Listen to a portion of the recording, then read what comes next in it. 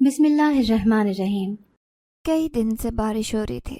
یہ بے موسمی بارشیں بہت سارے لوگوں کے لیے نقصان دہ ثابت ہو رہی تھی۔ ہمارے گھر کی چھت جو انتہائی ٹوٹی پھوٹی تھی مسلسل 3 دن سے ٹپک رہی تھی۔ ماں کو ہر وقت وہم لگا رہتا کہ جانے یہ چھت کب ہم سب پر گر جائے۔ یہ جو ہمارے لیے محفوظ پناہ گاہ تھی نہ جانے کب ہمارے لیے وبال بن جائے۔ لیکن میں ہر وقت اماں کو یہی دلاسا دیتا کہ اماں آپ اچھے کی امید رکھیں، ایسا کچھ نہیں ہوگا۔ گھر میں مسلسل فاقے ہو رہے تھے کیونکہ اماں جس گھر میں کام کرتی تھی انہیں بھی وہاں سے جواب ہو گیا تھا۔ یہاں اتنے امیر کبیر لوگ زیادہ تو نہیں رہتے تھے، درمیانی طبقے کے لوگ تھے یا کچھ ہمارے جیسے غریب جن کو 2 وقت کی روٹی بھی مشکل سے میسر تھی، لیکن ہم سے پھر بھی بہتر تھے کیونکہ ہمارے سر پر باپ نہیں تھا جو ہمارے لیے مشکلات برداشت کرتا، اور غربت کی وجہ سے ہی اماں کا کام چھوٹ گیا۔ میری تینوں چھوٹی بہنیں بھوکی تھیں۔ آج میں بارش میں ہی گھر سے نکلا تھا اور یہ ارادہ کر لیا کہ اپنی بہنوں کے کھانے کے لیے کچھ نہ کچھ لے کر آؤں گا، کیونکہ ان کا بھوک سے یوں رونا بھڑکنا مجھ سے دیکھا نہیں جا رہا تھا۔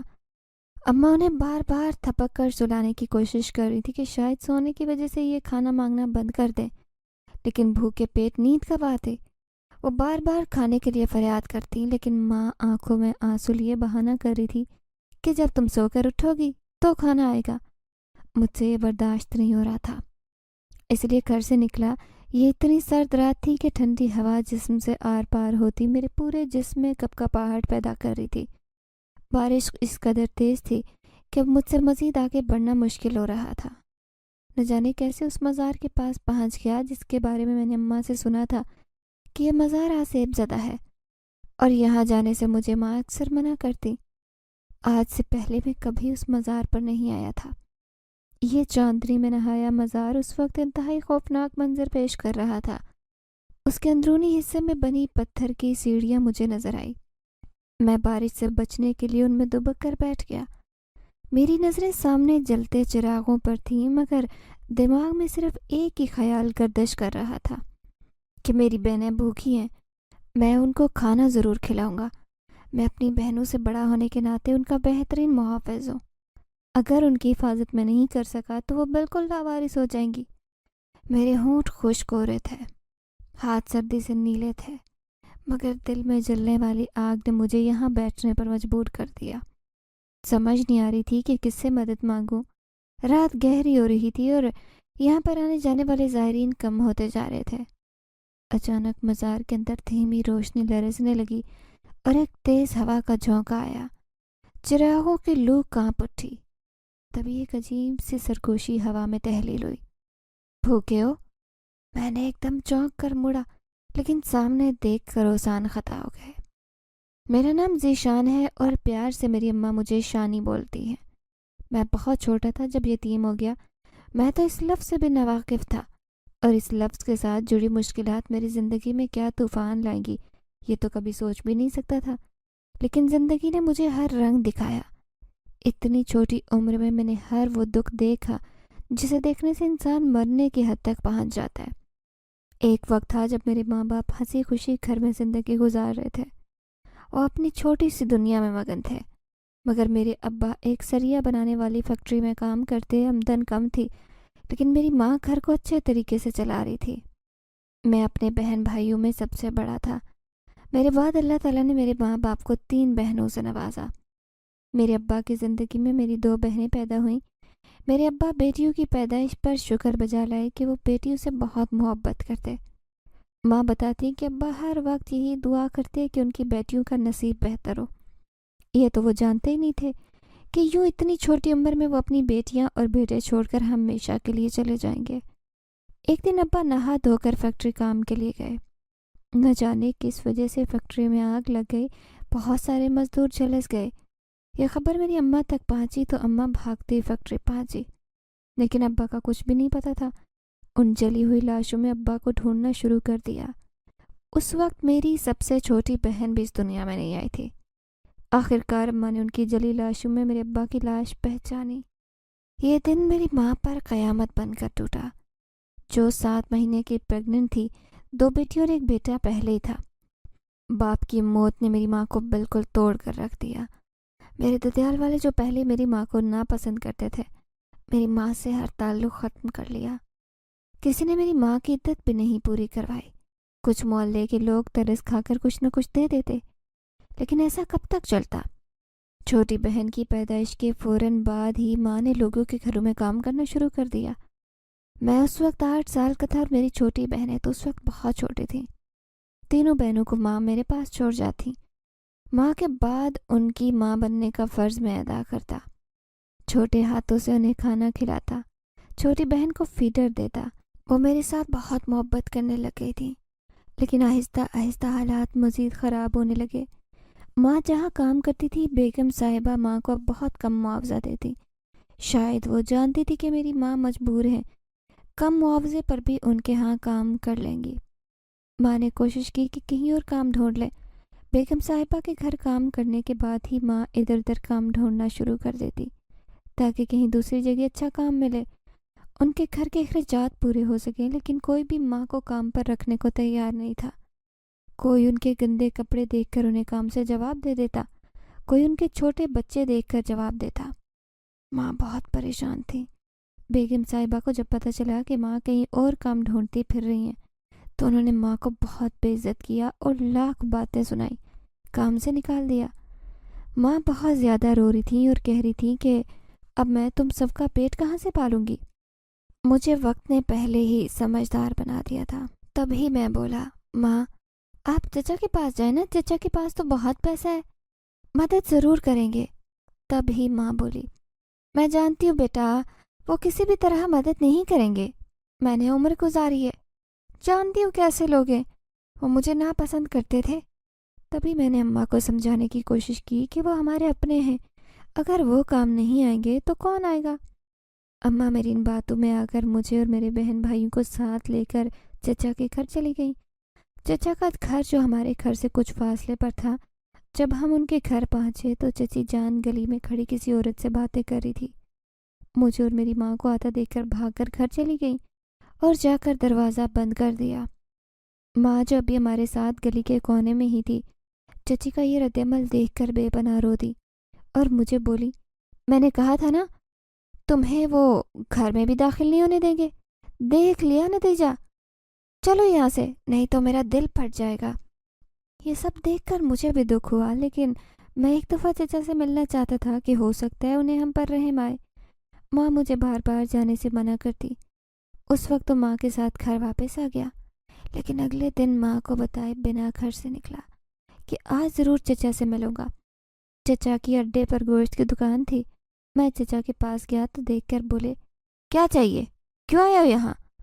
تبھی میں بولا، چچا ہمارے گھر کے حالات خراب ہیں، میری چھوٹی بہنیں بھوکی ہیں، گھر کھانے کو بھی کچھ نہیں ہے، آپ تو میرے چچا ہیں، مدد کر دیں۔ تبھی چچا نے جواب دیا، تیرے باپ سے میرا تعلق اسی وقت ختم ہو گیا تھا جب تمہاری ماں کو بیاہ کر کے گھر لایا۔ منع کیا تھا کہ اس منحوس لڑکی کو بیاہ کر کے نہ لائے، لیکن اس نے ایک نہیں مانی، جانے اسے اس میں کیا نظر آیا۔ دیکھا اس کی منحوسیت کھا گئی نا اسے۔ تمہارے ساتھ میرا کوئی تعلق نہیں، بھائی مر گیا تو تمہارے اور تمہاری ماں کے ساتھ کیا تعلق، تم بھی تو اسی منحوس کی اولاد ہو۔ چچا کے الفاظ میرا دل چیر رہے تھے۔ میں آنکھوں میں آنسو لیے گھر آیا۔ دل چاہ رہا تھا کہ ماں کے گلے لگ کر خوب رہوں۔ بلا وجہ ہی ماں کے گلے لگا دل کا بوجھ ہلکا کیا۔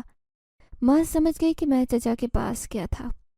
تبھی ماں بولی، میں نے تجھے منع کیا تھا نا، وہاں نہ جاؤ، بار بار کیوں بے عزتی کرواتا ہے بیٹا، اللہ نے چاہا تو ہماری ضرور سنے گا۔ وہ دن دور نہیں ہے جب یہ نفرت کرنے والے میرے بیٹے کو ایک بہتر مقام پر دیکھیں گے۔ تبھی میں بولا، لیکن اماں ایسا کیسے ہوگا، میں تو بہت چھوٹا ہوں، کام بھی نہیں آتا، اگر کہیں کام کرنا چاہتا ہوں تو لوگ مجھے دھتکار دیتے ہیں۔ تبھی اماں بولی، بس اوپر والے پر بھروسہ رکھ، وہ سب کی سنتا ہے، ہماری بھی سنے گا۔ میری ماں کا صبر اور ہمت دیکھ کر مجھے ہمت ملتی کہ شاید ماں جیسا کہتی ہے ویسے حالات بدل جائیں۔ بس اسی چیز کا انتظار کرتا۔ آج محلے کے گھر سے کھانا آیا۔ جمعرات کا دن تھا۔ جمعرات کو یہاں کے لوگ کھانا بنا کر اکثر غریبوں کے گھر بھیجتے، لیکن ہمارے گھر آج پہلی دفعہ ایسے ہوا۔ یہ کھانا ہمارے لیے غنیمت تھا۔ کھانا دیکھتے میری تینوں بہنیں اور میں کھانے پر ٹوٹ پڑے۔ ابھی کھانے کا پہلا لقمہ توڑا تھا کہ مجھے یاد آیا میری ماں بھی تو ہمارے ساتھ بھوکی ہے۔ میں نے جو لقمہ توڑ کر ہاتھ میں پکڑا ماں کے منہ کے قریب لے گیا۔ ماں بولی، نہیں بیٹا مجھے بھوک نہیں، تم کھا لو۔ میں بولا، ماں آپ کو تو جھوٹ بھی نہیں بولنا آتا، کب کھانا کھایا تھا آپ نے؟ آپ بھی تو بھوکی ہیں۔ تبھی اماں نے جواب دیا، بچوں کی بھوک کے سامنے ماں کی بھوک ویسے بھی مر جاتی ہے، تم پیٹ بھر کے کھاؤ، مجھے سکون ملے گا۔ میری آنکھیں آنسو سے بھر آئیں۔ وہ لقمہ ماں کے منہ کے قریب لے گیا اور بولا، اسے کھائیں۔ اور میں بولا، ماں میرا بھی دل چاہتا ہے کہ اب بھوکی نہ رہیں، میری بہنیں مجھے پیاری ہیں، میں انہیں خوشیاں دینا چاہتا ہوں۔ ماں کی دعا بہت جلد عرش پر پہنچتی ہے، میرے لیے اور بہنوں کے لیے دعا کریں، اللہ بہترین وسیلہ بنائیں۔ یہ سب کچھ میں نے ماں سے سیکھا تھا۔ ماں کو ہر وقت اللہ کا شکر ادا کرتے دیکھا، یہی وجہ تھی کہ بھوک میں کبھی بھی اللہ کی ناشکری نہیں کی۔ جیسے ہی ماں کو ہاتھ لگایا وہ بخار میں تپ رہی تھی، میں بھی پریشان ہو گیا۔ ماں نہ جانے کتنی سخت جان تھی جو سارے دکھ اندر چھپاتی۔ انہی دنوں سے بارشوں کا سلسلہ شروع ہو گیا۔ سب حیران تھے کیونکہ بے موسمی بارشیں تھیں، اس موسم میں بارش نہیں ہوتی۔ اماں آسمان کی طرف دیکھ کر بولی، پھر ایسی بارشیں ہوئی کہ تھمنے کا نام نہیں لے رہی تھی۔ کئی دن بارش رہی، ہمارے گھر ویسے ہی فاقے تھے، کبھی کبھار محلے سے کھانا آتا تو اماں ہمیں کھلاتی۔ 2 دن کی باسی روٹی پانی میں بھگو کر اماں بہنوں کو کھلاتی، وہ اس پر بھی شکر کرتی۔ وہ چھوٹی چھوٹی معصوم صرف اپنا پیٹ بھرنا چاہتی تھی، لیکن اب وہ باسی کھانا بھی ختم ہو چکا۔ ہمارے کمرے کی چھت جگہ جگہ سے ٹپک رہی تھی، پیٹ بھوکا ہونے کے ساتھ محفوظ چھت بھی نہیں تھی۔ اماں کو بار بار دھچکا لگا رہتا کہ نہ جانے یہ چھت کب گر جائے، کیونکہ وہ ٹوٹی پھوٹی چھت رہنے کے قابل نہیں تھی، لیکن ہم کہیں جا نہیں سکتے تھے، ہمارا کوئی اور ٹھکانہ نہیں تھا۔ یہی گھر تھا جو اس وقت ابا نے پیسے جوڑ کر خریدا، جب ابھی ہم لوگ پیدا بھی نہیں ہوئے، یہ بھی ہمارے لیے غنیمت تھا۔ یہ بے موسمی بارشیں ایسی شروع ہوئی کہ تھمنے کا نام نہ لیتی، اور یہ بہت سے لوگوں کے لیے نقصان دہ تھی۔ ماں کو ہر وقت وہم تھا کہ نہ جانے کب چھت ہم پر گرے، جو ہمارے لیے محفوظ پناہ گاہ تھی نہ جانے کب وبال بن جائے، لیکن میں اماں کو دلاسا دیتا کہ اچھے کی امید رکھیں، ایسا کچھ نہیں ہوگا۔ گھر میں فاقے تھے کیونکہ اماں جس گھر میں کام کرتی انہوں نے بھی تو کب کا جواب دیا تھا۔ اب کہاں ہمارے گھر میں کھانا آتا، یہاں زیادہ غریب اور درمیانے طبقے کے لوگ رہتے، مجھ سے بہنوں کا یوں بھوکا رہنا دیکھا نہ جاتا۔ آخرکار میں نے خود سے ہمت کی اور اماں کو کہا کہ یوں ہاتھ پر ہاتھ دھر کے نہیں بیٹھوں گا۔ اماں مجھے بارش میں جانے سے منع کر رہی تھی کہ ٹھنڈ لگے گی کیونکہ سردی کا موسم تھا، اوپر سے بارشوں نے مزید ٹھنڈ برپا کی۔ اماں کہہ رہی تھی کہ میں انہیں سلا دوں گی، سو جائیں گی، نہیں مانگے گی کھانا، لیکن مجھ سے بہنوں کی بھوک برداشت نہیں ہو رہی تھی۔ ماں کی طبیعت بھی خراب تھی۔ میں اس سرد رات میں گھر سے نکلا، ٹھنڈی ہوا جسم کے آر پار ہوتی مجھے پورے جسم میں کپکپاہٹ پیدا کر رہی تھی۔ چلتے چلتے میں اس مزار کے پاس گیا جس کے بارے میں اکثر میں نے اماں سے سنا تھا کہ یہ عصیب زدہ ہے، اور یہاں آنے جانے سے اکثر ماں منع کرتی تھی کہ میں ان کی غیر موجودگی میں گھر سے نہ نکلوں، کیونکہ یہ مزار تو ہمارے گھر سے زیادہ دور نہیں تھا۔ لیکن میں آج تک کبھی یہاں نہیں آیا کیونکہ میری ماں نے منع کیا تھا، لیکن آج خود میرے قدم مزار کی طرف گئے۔ بارش میں یہاں نہ آنے کے باوجود میں پہنچ گیا۔ یہ چاندنی میں نہایا مزار اور اندر پتھر کی سیڑھیاں عجیب منظر پیش کر رہی تھی۔ میں سیڑھیوں پر ایک طرف دبک کر بیٹھ گیا، میری نظر سامنے جلتے چراغوں پر تھی، مگر دماغ میں ایک ہی خیال گردش کر رہا تھا کہ میری ماں اور بہنیں بھوکی ہیں، میں ان کو کھانا کھلاؤں گا، بہنوں سے بڑا ہونے کے ناطے بہترین محافظ ہوں، اگر حفاظت نہ کر سکا تو وہ لاوارث ہو جائیں گی۔ میرے ہونٹ خشک ہو رہے تھے، ہاتھ سردی سے نیلے پڑ رہے تھے، مگر دل میں جلنے والی آگ نے مجھے یہاں بیٹھنے پر مجبور کر دیا۔ سمجھ نہیں آئی کہ کس سے مدد مانگوں۔ رات گہری ہو رہی تھی اور یہاں آنے جانے والے زائرین کم ہو رہے تھے۔ اچانک مزار کے اندر دھیمی روشنی لرزنے لگی اور تیز ہوا کا جھونکا آیا، چراغوں کی لو کانپی، ایک عجیب سرگوشی ہوا میں تحلیل ہوئی، جیسے کوئی کہہ رہا ہو بھوکے ہو۔ میں چونک کر مڑا، لیکن سامنے دیکھ کر اوسان خطا ہو گئے۔ ایک عجیب سی عورت کھڑی تھی، سفید چمکتا لباس چاندنی میں چمک رہا تھا، ایک آنکھ نظر آ رہی تھی جو ایسے محسوس ہوا جیسے گہرے سمندر میں ستارے جلملاتے ہوں۔ اس کا آدھا چہرہ نظر آ رہا تھا، آدھا چادر سے ڈھانپا۔ یہ غیر معمولی حسین تھی، اسے دیکھ کر نہ جانے کیوں میرے جسم میں خوف کی لہر دوڑی۔ تبھی اچانک میرے منہ سے نکلا، کون ہو آپ؟ میں نے گھبرا کر سوال کیا۔ عورت نے مسکرا کر مجھے دیکھا، اس کی مسکراہٹ دیکھ کر ذہن میں عجیب سوال اٹھے، کیونکہ اس کی مسکراہٹ عام انسانوں جیسی نہیں تھی۔ ایک پراسرار کشش تھی۔ میں جو ایک سائڈ پر اپنے گیلے کپڑوں کو سینے میں لپیٹے بارش تھمنے کا انتظار کر رہا تھا، اچانک عورت کو دیکھ کر کپ کپانے لگا۔ مزار کے باہر اندھیری رات میں جلتے چراغوں کی مدھم روشنی، اس وقت بھوک کی شدت اور ماں کی پریشانی سب مجھے بے چین کر رہے تھے۔ مجھے چھوٹی بہنوں کے معصوم چہرے یاد آئے۔ بہت بھوکی تھی، ایک وقت کھانے کو ترستی۔ میں ٹکٹکی باندھے عورت کو دیکھ رہا تھا اور بہت سارے خیالات ذہن میں چل رہے تھے۔ اسی لمحے ٹھنڈی ہوا کا جھونکا آیا اور مزار کی دیواروں پر سائے لرزنے لگے۔ اچانک دوبارہ عورت کو دیکھا۔ نہ جانے اس کی موجودگی میں ایسا کیا تھا کہ سب عجیب لگنے لگا۔ دراز قد عورت کو دیکھتے ہی میں خوف زدہ ہو گیا۔ تبھی وہ بولی، ڈرنے کی ضرورت نہیں، تمہاری مددگار ہوں، یہ بتاؤ یہاں کیوں بیٹھے ہو؟ اس عورت کی آواز میں عجیب سکون تھا، جیسے خاموش سمندر کی گہرائی۔ میں نے ہچکچاتے ہوئے کہا، میری ماں 2 دن سے بیمار ہے، ٹھنڈ لگ گئی ہے، وہ بری طرح بخار میں تپ رہی ہے۔ میری چھوٹی بہنیں بھوکی ہیں، ان کے لیے کھانے کا انتظام کرنے نکلا تھا، لیکن بارش زیادہ ہے، سمجھ نہیں آ رہی کہ کھانا کہاں سے تلاش کروں۔ عورت نے لمحے بھر مجھے دیکھا، پھر آہستہ سے بولی، اتنی سی بات، اتنے معصوم اور چھوٹے ہو، اتنے فکر مند۔ اس نے ہاتھ سے ایک چمکدار سکہ میری ہتھیلی پر رکھا اور بولی، یہ لے جاؤ، تمہارے مسائل حل ہو جائیں گے، مگر یاد رکھنا اس سکے کو دن کے وقت خرچ نہیں کر سکتے، ورنہ مٹی میں بدل جائے گا۔ مجھے بہت حیرانگی ہوئی اور میں خوف زدہ بھی ہو گیا۔ ایک وقت تو میرے ذہن میں خیال آیا کہ میں یہ سکہ لینے سے انکار کر دوں، پھر میرے ذہن میں اماں کی حالت اور بہنوں کی بھوک گھومی۔ نہ چاہتے ہوئے بھی وہ سکہ رکھا۔ میں حیرانگی سے ہاتھ پر رکھے سکے کو دیکھ رہا تھا جو عام سکے سے مختلف تھا۔ میں کچھ پوچھنے ہی والا تھا کہ اچانک بجلی چمکی اور میں جو بجلی چمکنے اور بادل گرجنے کے ڈر سے ایک دم سمٹا، اچانک سامنے دیکھ کر حیران رہ گیا کیونکہ عورت غائب تھی۔ میں خوف اور حیرت کے ملے جلے جذبات سے وہاں سے اٹھا اور تیز برستے بارش میں قریبی بازار دوڑ پڑا، کیونکہ میں بہت جلد بہنوں کے لیے کچھ خریدنا چاہتا تھا۔ ویسے بھی اس عورت نے کہا تھا کہ یہ سکہ رات کے وقت ہی خرچ کر سکتا ہوں۔ میں ہوٹل کے قریب پہنچا تو ہوٹل کے مالک کو بولا، کھانا مل سکتا ہے؟ میری حالت دیکھتے ہوئے وہ بولا، چل جا یہاں سے، تنگ نہ کر، پہلے اتنی تیز بارش ہے، کوئی گاہک نہیں آ رہا اور اب تو آ کر تنگ کرنے لگا۔ تبھی میں بولا، چچا فری میں کھانا نہیں مانگ رہا، یہ سکہ لے اور مجھے کھانا دے۔ اس چچا ہوٹل والے نے جیسے ہی سکے کی طرف دیکھا، آنکھیں پھاڑ کر دوبارہ سے میری طرف متوجہ ہوا اور سکہ ہاتھ میں پکڑتے ہوئے بولا، یہ تمہیں کہاں سے ملا؟ میں حیرانگی سے چچا کو دیکھنے لگا اور بولا، آپ کو اس سے کیا؟ جہاں سے بھی ملا، اب مجھے اس کے بدلے میں کھانا دیں۔ ہوٹل والے چچا نے شاپر میں کھانا ڈالنا شروع کیا اور میرے ہاتھ میں تھما دیا اور بولا، دیکھ کہیں سے چوری تو نہیں کیا، سچ بتا۔ تبھی میں بولا، نہیں چچا، میری ماں ہمیں بھوکا رکھتی ہے لیکن ایسے کاموں سے پھر بھی منع کرتی ہے، بے فکر رہو، چوری کا نہیں۔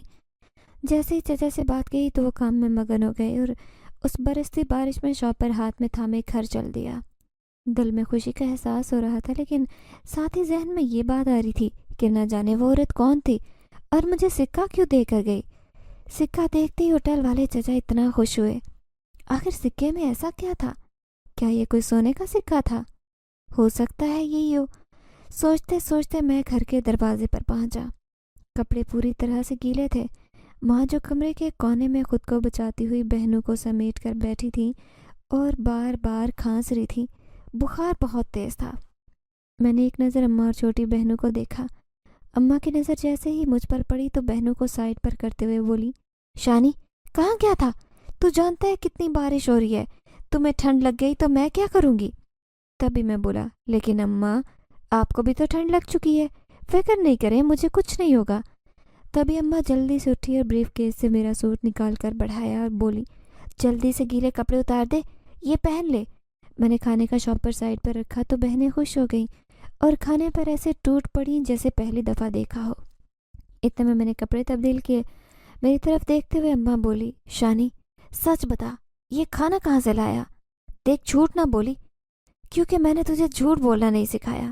تبھی میں بولا، اماں میرا اعتبار کریں، میں نے یہ کھانا کہیں سے چرایا نہیں ہے، بلکہ کسی نیک عورت نے مدد کی۔ تبھی اماں نے جواب دیا، دیکھنا بیٹا، دنیا میں بہت برے لوگ بھی اور اچھے بھی، لیکن وہ عورت تمہیں اتنا سارا کھانا کیسے دے گئی؟ میں نے جواب دیا، اماں وہ مجھے کھانا نہیں دے گئی بلکہ سکہ دے گئی تھی، اس کے بدلے میں ہوٹل سے خرید لایا ہوں۔ اماں بھی حیران ہو رہی تھی۔ ماں کی حیرانگی ایک طرف تھی، لیکن میں خود بھی حیران تھا کہ وہ عورت کوئی انسان تھی کیا؟ اس کا پراسرار چہرہ میری آنکھوں کے آگے گھوم رہا تھا۔ صبح ہوتے ہی بارش بھی رک گئی، سورج نکل آیا۔ اماں کے ساتھ میں نے بھی شکر ادا کیا۔ ابھی تک رات کا بچا ہوا کھانا پڑا تھا، وہ پھر ہم نے اگلے دن سیر ہو کر کھا لیا۔ لیکن نہ جانے کیوں رات کے وقت میرے دل میں یہ بات آنے لگی کہ آج پھر مزار کے پاس جاؤں جہاں وہ عورت ملی تھی۔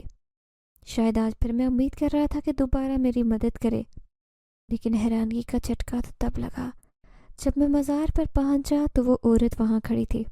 مزار بالکل سنسان تھا، اس وقت کوئی چرند پرند بھی نہیں تھا۔ وہ سفید چادر میں لپٹی ایک سائٹ پر بیٹھی تھی۔ اسے دیکھتے ہی نہ جانے کیوں اس کے قریب چلا گیا اور بولا، آپ آج پھر یہاں آئیے؟ تو اس نے جواب دیا، تم بھی تو یہاں آئے ہو۔ تو میں نے تو آنا ہی تھا۔ میں حیرانگی سے اس کی طرف دیکھنے لگا اور بولا، لیکن کیوں؟ اس نے جواب دیا، ایسا لگتا ہے تمہارے ساتھ گہرا تعلق بن گیا ہے۔ تبھی میں بولا، لیکن میں تو آپ کو جانتا تک نہیں، آپ کا چہرہ بھی ٹھیک سے نہیں دیکھا۔ میں نے اس کا آدھا چہرہ دیکھا جو بھی ڈھانپا تھا، آدھا چہرہ ہی نظر آ رہا تھا۔ تبھی وہ بولی، آج پھر کھانا چاہیے؟ تو میں نے جواب دیا، ہاں میری بہنیں بھوکی ہیں، جو کھانا کل آپ کے دیے ہوئے سکے سے خریدا تھا وہ سارا کھانا ختم ہو چکا۔ میرے دل کی دھڑکن تیز تھی۔ تبھی وہ بولی، جانتی تھی تم ضرور آؤ گے۔ اس بات سے میں بہت حیران ہوا کہ اس کو اس کا علم کیسے ہوا کہ میں آج بھی یہاں آؤں گا۔ میں بولا، لیکن آپ کیسے یہ بات جانتی ہیں؟ تو وہ مسکرائی اور بولی، میں تو بہت کچھ جانتی ہوں جو تم سوچ بھی نہیں سکتے۔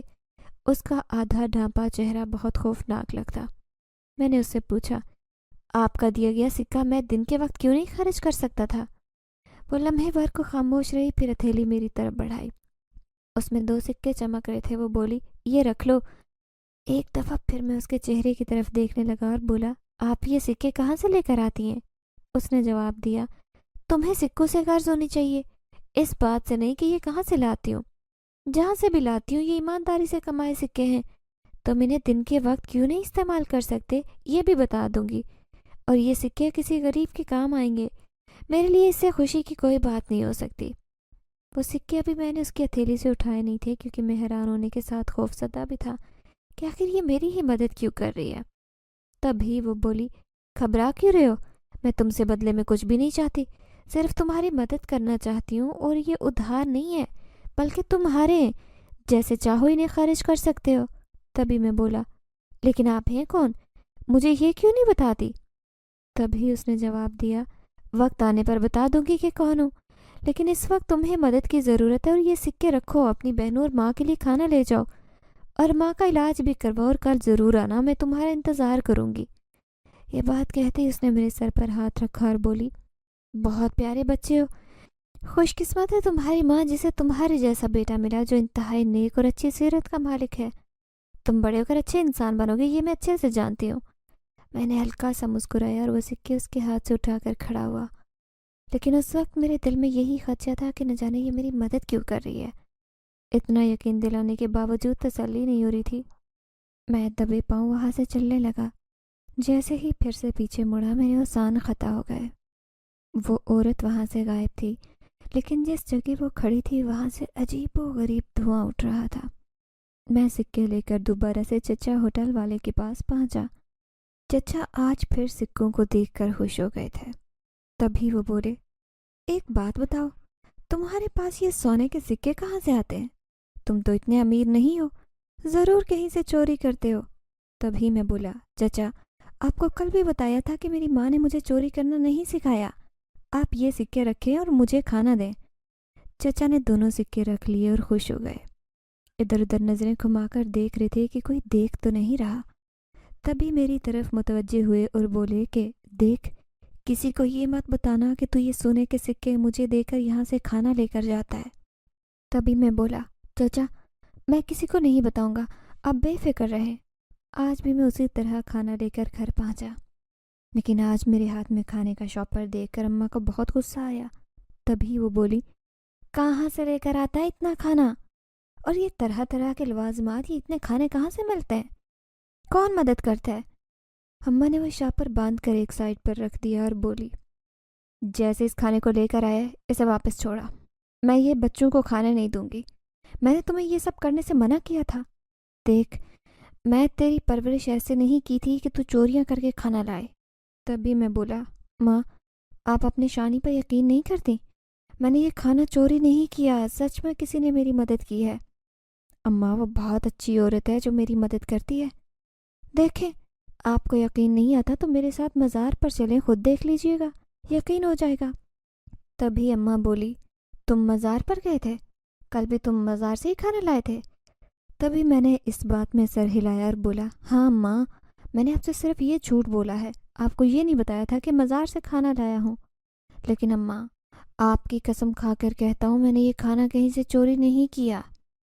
تبھی اماں بولی، دیکھ شانی، میں نے تجھے منع کیا تھا، وہ مزار بالکل ٹھیک نہیں ہے، وہاں جنات کا سایہ ہے اور ایسے ہی جنات انسانوں کو بہلا پھسلا کر اپنے قبضے میں کر لیتے ہیں۔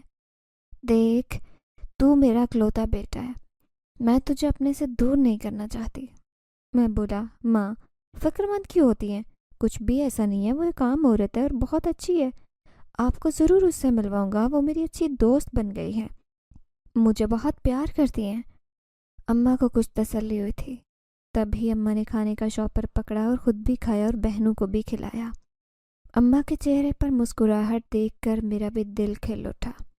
میں اپنی ماں کو ایسے ہی خوش دیکھنا چاہتا تھا اور اپنی چھوٹی چھوٹی بہنوں کو پیٹ بھر کے کھانا کھاتا، ہنستے کھیلتے دیکھتا تو میرا دل خوش ہو جاتا۔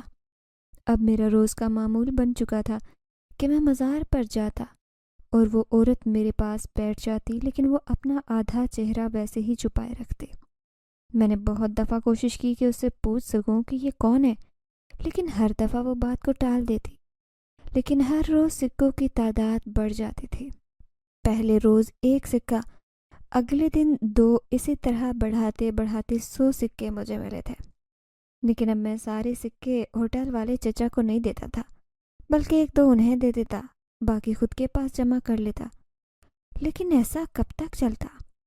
وہ عورت آخر کون تھی جو میری یوں مدد کرتی جا رہی تھی اور پوچھتی بھی نہیں تھی کہ وہ سکے میں کہاں خرچ کرتا ہوں؟ میں نے ارادہ کر لیا کہ آج میں اس سے ضرور پوچھوں گا کہ وہ کون ہے اور میری اتنی مدد کیوں کر رہی ہے۔ اس دن جیسے ہی میں مزار پر پہنچا تو وہ عورت وہاں موجود نہیں تھی۔ میں نے پورے مزار میں ڈھونڈ لیا لیکن وہ کہیں نظر نہیں آئی۔ پہلے دن جب میں اس مزار پر آیا تو کافی گہما گہمی تھی، لیکن اب جب بھی یہاں آتا تو یہاں کوئی نہیں ہوتا سوائے اس عورت کے۔ آج بھی وہ نظر نہیں آ رہی تھی۔ تبھی اچانک سے مزار میں جلتے چراغ لرزنے لگے۔ میرا دل زور سے دھڑکنے لگا۔ میں ان لرزتے چراغوں کو دیکھ کر بھاگتا ہوا مزار سے باہر نکلا، کیونکہ اندر کا منظر بالکل بھی دیکھنے کے قابل نہیں تھا۔ ڈر اور خوف کے مارے میرا پورا جسم کانپ رہا تھا۔ تبھی مجھے محسوس ہوا جیسے میرے پیروں کے نیچے سے زمین ہلنے لگی۔ میں وہیں سیڑھیوں پر ایک سائڈ پر دبک کر بیٹھ گیا۔ شاید اماں ٹھیک ہی کہتی ہیں کہ یہ مزار جنات کا ہے، یہاں انسان تو آتے ہی نہیں ہیں۔ لیکن کیا وہ عورت سچ میں کوئی جن زادی تھی؟ یہ بات میرے ذہن میں آ رہی تھی، لیکن اب مجھ سے یہاں ہلا بھی نہیں جا رہا تھا کیونکہ مزار بری طرح سے ہل رہا تھا۔ میں یہاں سے بھاگ جانا چاہتا تھا لیکن ایسے محسوس ہوا جیسے کسی نے میرے پاؤں زنجیروں میں باندھ دیے ہوں۔ اب مجھے ماں کی باتیں سچی لگنے لگی تھی۔ کیا میں یہاں سے بچ کر نہیں جا سکتا؟ وہ سچ میں کوئی جن زادی تھی جس نے مجھے لالچ دے کر جال میں پھنسا لیا، اور اب وہ مجھے یہاں سے اپنی دنیا میں لے جائے گی اور میں ہمیشہ کے لیے اپنی ماں اور بہنوں سے دور ہو جاؤں گا۔ یہ سوچ کر میں بری طرح سے چیخنے لگا۔ میں نے اپنے دونوں ہاتھ کانوں پر رکھے اور بری طرح سے چیخ رہا تھا۔ تبھی مجھے اپنے پاس کسی کے ہونے کا احساس ہوا۔ میں چیختے چیختے ایک دم خاموش ہوا تو سچ میں میرے قریب کوئی کھڑا تھا۔ میں نے اس کے پاؤں دیکھے تو میرے اوسان خطا ہو گئے، کیونکہ جو وجود میرے پاس کھڑا تھا اس کے پاؤں الٹے تھے۔ میں نے اسے پاؤں سے دیکھنا شروع کیا۔ جیسے ہی اس کے چہرے تک پہنچا تو سچ میں میرا پورے کا پورا جسم لرز گیا تھا، کیونکہ یہ تو وہی عورت تھی جس نے اپنا آدھا چہرہ ڈھانپا ہوا تھا۔ پہلے وہ سفید کلر کے دوپٹے میں نہیں تھی، بلکہ آج وہ کالے رنگ کی بڑی سی چادر اپنے ارد گرد لپیٹے رکھی تھی۔ تبھی وہ میری طرف دیکھتے ہوئے بولی، میں معذرت چاہتی ہوں بیٹا، تمہیں یہاں کچھ پریشانی اٹھانی پڑی، لیکن آج وہ وقت آ گیا ہے جب میں تمہیں اپنی حقیقت بتا دوں گی، کیونکہ اب اگر میں نے تمہیں اپنی حقیقت نہیں بتائی تو تم دوبارہ کبھی یہاں نہیں آؤ گے، اور ویسے بھی اب تو تم کسی کے بھی محتاج نہیں رہے۔ میں حیرانگی سے اس کی طرف دیکھنے لگا اور ہمت کر کے پوچھا، آپ کون ہیں اور میری مدد کیوں کر رہی ہیں؟ وہ دھیرے سے مسکرائی اور بولی، میں اس مزار کے نگہبان ہوں، عام انسان نہیں ہوں، بلکہ جن زادی ہوں، اور جن زادی بھی کوئی عام جن زادی نہیں بلکہ ملکہ جنات۔ میرا شوہر شہنشاہ جنات ہے، پورے کوکاف پر ہم دونوں کی سلطنت چلتی ہے۔ میں ملکہ ہوں، لیکن صرف اپنے کوکاف کی۔ یہاں انسانی دنیا میں ہمارا یہ مزار بہت دیر سے ویران پڑا تھا۔ یہاں بہت سارے جنات کبھی کبھار آتے اور پھر چلے جاتے، لیکن میں اس مزار کو دوبارہ سے پوری طرح سے بحال کرنا چاہتی تھی، کیونکہ یہ مزار میرے باپ کا ہے، میرا باپ جو کہ کسی آدم زادی سے محبت کرتا تھا اور پھر اس نے شادی کر لی۔ میں ایک آدم زادی اور جن زادے کی بیٹی ہوں۔ پھر جب میرے باپ نے میری ماں آدم زادی سے شادی کر لی تو انسانی لوگوں کو یہ بات گوارا نہیں تھی کہ کوئی آدم زاد ایک جن زادی کے ساتھ رہے۔ انہوں نے ایک عامل کے ذریعے میرے باپ کو قید کروا لیا، لیکن میری ماں اس وقت امید سے تھی۔ میرا باپ کئی سال اس عامل کی قید میں رہا، لیکن پھر جب میں پیدا ہوئی تو میرے پیدا ہوتے ہی میرے چچا آ کر مجھے یہاں سے لے کر چلے گئے، کیونکہ وہ جانتے تھے یہ بات اچھی طرح سے کہ اس ظالم دنیا کے لوگ مجھے بھی کبھی بھی زندہ نہیں رہنے دیں گے۔ یوں میں واپس اپنی دنیا میں چلی گئی تھی، لیکن میرا باپ ابھی بھی اسی عامل کی قید میں تھا۔ اپنا دم توڑ گیا وہ، کیونکہ اس عامل نے میرے باپ کو بھوکا پیاسا رکھا ہوا تھا اور میرے باپ کو ایسی سزا دی کہ اس نے ایک آدم زادی سے محبت کی ہے۔ میری ماں بھی میرے باپ کی جدائی میں مر گئی تھی، کیونکہ وہ میرے باپ سے بہت زیادہ محبت کرتی تھی۔ میرا باپ اسی قید میں اپنی سانسیں پوری کر گیا۔ میرے باپ کی وصیت ایک کبوتر کے ذریعے میرے چچا تک پہنچی تھی۔ میرے باپ کا کہنا تھا کہ ان کا مزار کسی انسانی دنیا میں ہی بنایا جائے، اور چچا سے یہ بھی کہا تھا کہ وہ ان کی بیٹی کی پوری طرح سے حفاظت کرے اور اسے جتنا ہو سکے انسانی دنیا سے بہت دور رکھے، کیونکہ میری ماں کی قبر بھی یہیں پاس ہی ایک قبرستان میں ہے اور میرا باپ بھی یہیں پر دفن ہونا چاہتا تھا۔ بس تب سے ہی یہ مزار یہاں پر ہے۔ کئی لوگ تو اسے انسانی مزار سمجھتے ہیں اور یہاں پر آ کر منتیں مرادیں مانگتے ہیں، لیکن بہت سارے لوگ ہیں جو کہ ظالم ہوتے ہیں۔ وہ یہ بات جان گئے تھے کہ یہ مزار کوئی انسانی مزار نہیں ہے، کیونکہ نیک دل انسانوں کو یہاں پر کوئی کسی قسم کا خطرہ نہیں تھا۔ جب کہ کوئی برا انسان یہاں آتا تو میں اسے سخت سزا ضرور دیتی تھی۔ اسی لیے یہ مزار جنات کا مزار مشہور ہو گیا، کیونکہ ان برے انسانوں کی وجہ سے ہی میں اپنے ماں اور باپ دونوں سے جدا ہو گئی تھی۔ نہ جانے کیوں انسانوں کے لیے میرے دل میں بہت زیادہ نفرت بھری ہوئی تھی۔ میں تو بے حد نفرت کرتی تھی انسانوں سے، لیکن صرف اور صرف برے انسانوں سے۔ نیک انسانوں سے میں ہمیشہ سے ہمدردی کرتی آئی ہوں، کیونکہ میں صرف ایک جن زادی ہی نہیں ہوں، بلکہ ایک آدم زادی کا خون بھی میری رگوں میں پوری طرح بہتا ہے۔ اسی وجہ سے جہاں ظالم انسانوں سے نفرت کرتی ہوں، وہیں اچھے انسانوں سے محبت بھی کرتی ہوں۔ پھر میری شادی چچا نے اپنے ایک بیٹے سے کر دی، جو کہ میرے چچا کے بعد شہنشاہ جنات بن گیا۔ لیکن ہماری شادی کو کئی سال گزر گئے، ہمارے پاس پھر بھی کوئی اولاد نہیں ہوئی، اور پھر اس کے بعد ایک دن جب میں یہاں مزار پر آئی، میں اکثر یہاں آتی جاتی رہتی تھی، کیونکہ میں اس مزار کی رکھوالی خود کرنا چاہتی تھی۔ پھر اس دن مجھے تم مل گئے۔ تمہیں یوں بے بس دیکھ کر میں یہ بات جان گئی تھی کہ تم تو انتہائی مجبور ہو۔ نہ جانے تمہارا یہ معصوم چہرہ دیکھ کر مجھے تم پر بے حد پیار آیا۔